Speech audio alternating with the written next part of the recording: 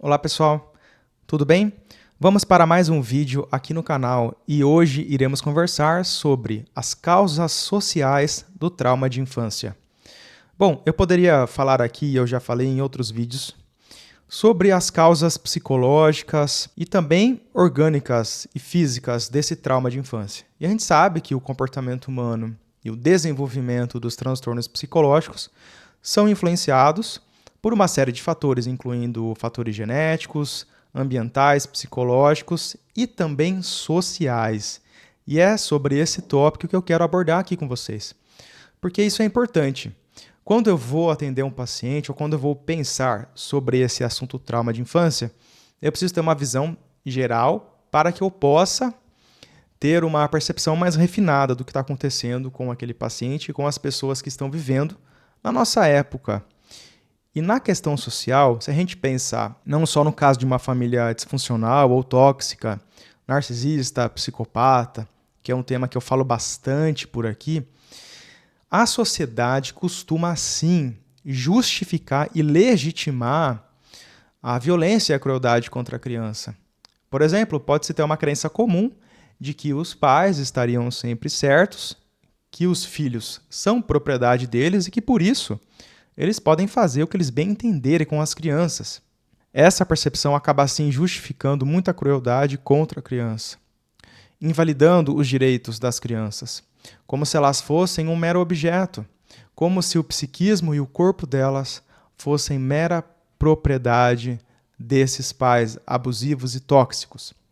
Sabe aquela ideia? Eu posso fazer o que eu quiser, o filho é meu, ou aquele discurso, eu como mãe não consigo me segurar, e esta mãe ou esse pai acabam alegando que vão violentar ou bater, castigar esse filho, porque estão nesse papel de pai e mãe. Vejam só como isso é delicado. Na minha prática clínica, eu já pude presenciar o reflexo dessa influência social, como uma família que é muito religiosa e esses filhos acabam sofrendo abuso psicológico e físico, até sexual, e esses pais que são líderes religiosos encobrem o abusador para que a imagem de família perfeita não seja manchada.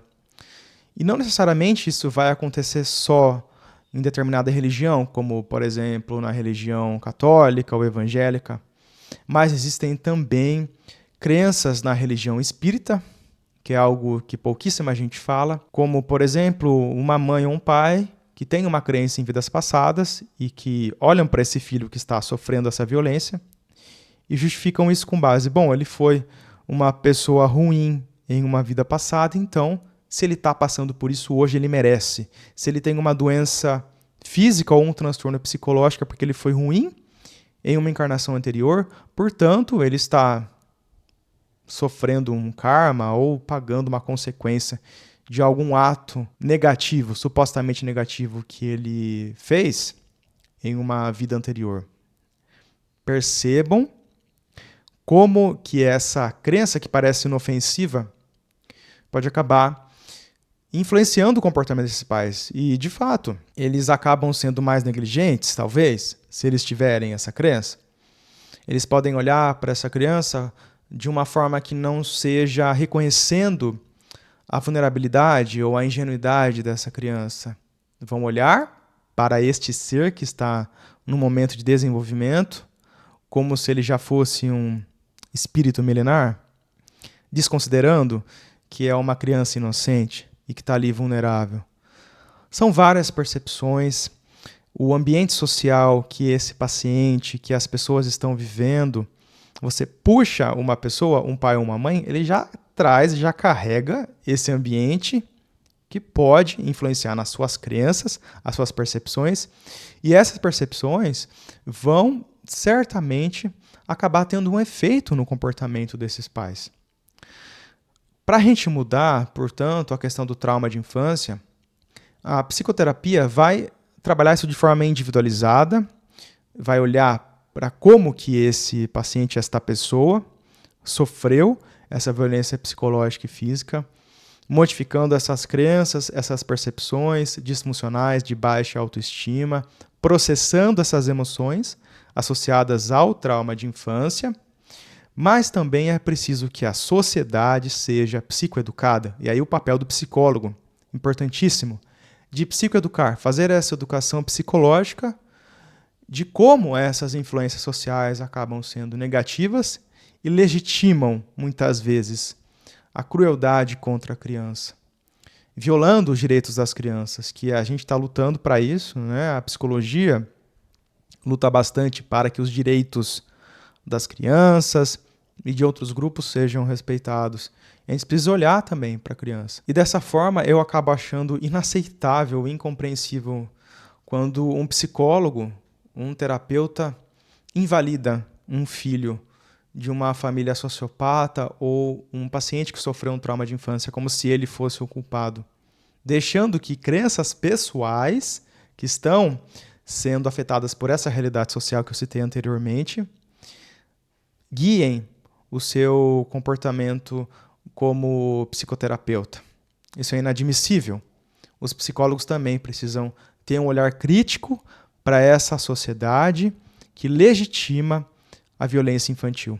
Violência psicológica, praticamente as pessoas não fazem nada contra isso, mesmo as autoridades, porque se pensa que a violência física mesmo ela é muito mais grave, como, por exemplo, uma mãe que grita com esse filho ou essa filha o tempo todo, que está ali xingando.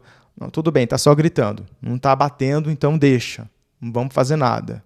Então, as autoridades ficam omissas quando essa criança está sofrendo violência psicológica. Em casos mais graves de famílias sociopatas e psicopatas, essa violência psicológica é tão bem feita, nesse sentido que eu estou dizendo para vocês, bem feita porque é tão perverso que quem está em volta não percebe. Portanto, é uma mãe que acaba invalidando esse filho de forma até sutil, mas esse filho vai sentir, ele vai perceber, mas essa invalidação é tão devastadora e tão oculta que as pessoas podem ver essa mãe como uma mãe salvadora, uma mãe maravilhosa, que está sempre agradando o filho e as outras pessoas. Ou mesmo uma mãe que ela não necessariamente bate nesse filho, mas ela faz um abuso físico, sabe como, gente?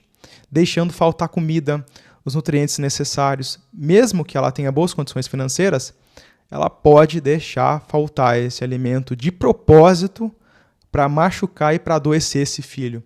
Porque ela não ama, porque ela não cuida, ou ela tem uma visão tão narcisista e egocêntrica de si, que tudo ali precisa girar em torno dela, e assim ela vai olhar somente para as próprias necessidades emocionais e físicas, ignorando as necessidades desses filhos. Se você gostou, eu peço que você curta, compartilhe, se inscreva no canal e ative as notificações.